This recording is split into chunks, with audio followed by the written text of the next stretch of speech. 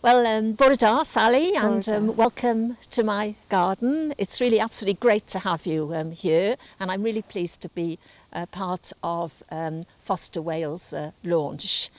Thank you so much for taking on this job as a foster carer, because I know how important it is for the very vulnerable children that we have who need homes. So could you tell us how you became a foster carer? Yes, of course, thank you. I'd always had a passion inside that I wanted to do it. It was always something that I wanted to do.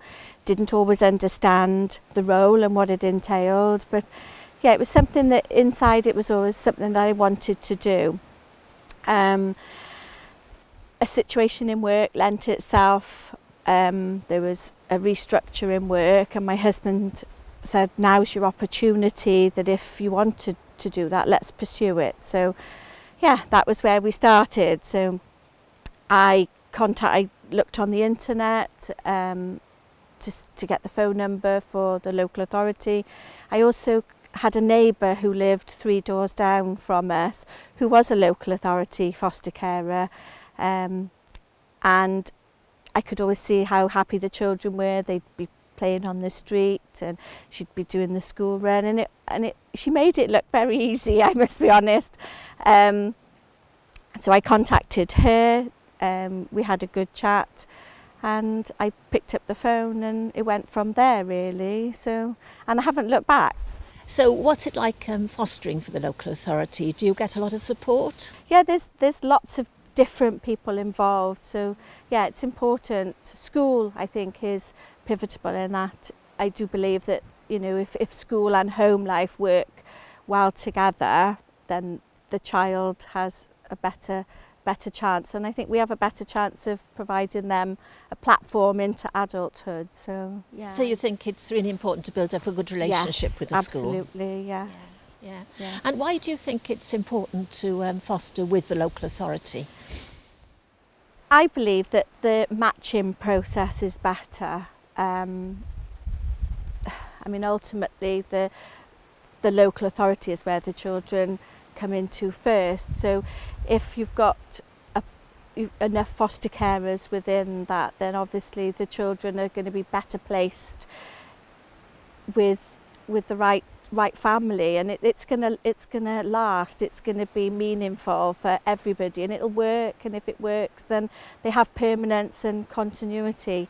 But it was important for me with my children. I've got a child with his own difficulties, learning difficulties, and I had to consider the whole family. It's not just something that I wanted to do, it has to work for everybody, and the local authority, I felt, provided that better placement of I don't like the word placement so much, but the better matching process to make it work, and it has worked, you know.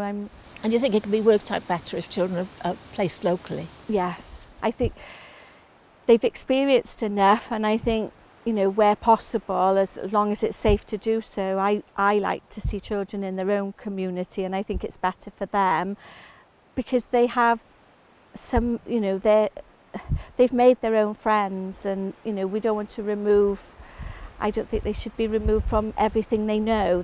That's giving them, you know, it's important to them, and some family links. My boys were able to have good links with an auntie, and she's been amazing in their life, and I think that's important, and they've been able to stay in their community to keep that going really and maintain that.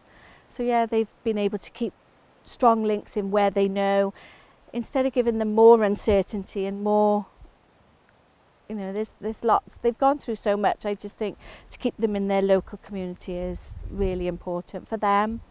Yeah. Yeah. So would you recommend people to become foster carers? Yes, I would. They make me proud every day. Just building their self-esteem. We always used to have a little bit of a joke when they first came and say we'd play a song and they would tell me what they were most proud of that day, so that all the children were involved, because some were high achievers, some are not, and, you know, to be inclusive for everybody, to be proud of something. So sometimes it would be about being a good friend, sometimes it would be having 8 out of 10 in a spelling test, or sometimes it would be sport achievement. There's lots of things that I'm very proud of. So what would you say to someone who had actually thought of becoming a foster carer but hadn't actually done anything about it? Pick up the phone. I mean, fostering has changed my life. I genuinely can't imagine now doing anything else. So please pick up the phone, because you can change the life of a child, and there's no greater feeling than that. Thank you so much for all you're doing for the children that you care for, and I hope people will learn from your experience, and we'll have lots of people wanting to foster. Diolch yn fawr iawn. Thank you, my pleasure. Thank you.